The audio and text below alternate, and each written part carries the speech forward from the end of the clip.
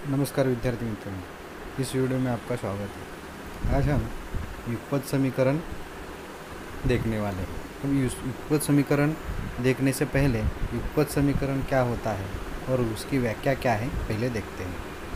युगपत समीकरण का मतलब है जब हम दो चरांक वाले दो रेखीय समीकरणों का एक ही समय पर विचार करते हैं तब इन समीकरणों को युगपत समीकरण कहते हैं।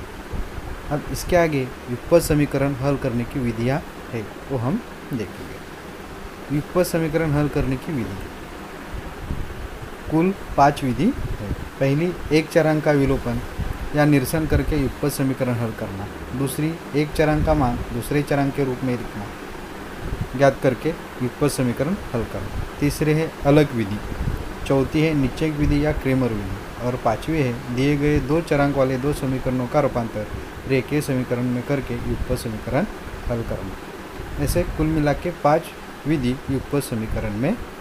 इसमें से पहली वाली जो विधि है वो आज हम देखने वाले। पहली वाली विधि है एक चरांक का विलोपन या निरसन करके युगपत समीकरण हल करना। इसके लिए दो रेखीय समीकरण दिए हैं। पहला वाला है 5x + 3 = 9 और दूसरा है 2x - 3 = 12। अब इन दो समीकरण को हमें हल करना है। सबसे पहले इन दो समीकरण को हमें जोड़ना है। तो समीकरण 1 में समीकरण 2 जोड़ने पर, तो समीकरण 1 क्या है, 5 + 3 = 9 जोड़ने पर 2x + 3y = 2। अब इसमें से निरसन करना मतलब कौन से भी एक पद निरसन करना। अब निरसन करने के लिए हम क्या करते हैं, जिन पदों का गुणांक समान रहता है और चिन्ह भिन्न रहते हैं वो पद हम क्या करते हैं, निरसन करते हैं। अब इस समीकरण में 3y ये पद निरसन हुआ है। अब 5x और 2x का टोटल किया तो 7x आता है, तो 7x = 21, इसलिए x = 21/7। इसका मतलब x की वैल्यू हमारे कितने आई, 3।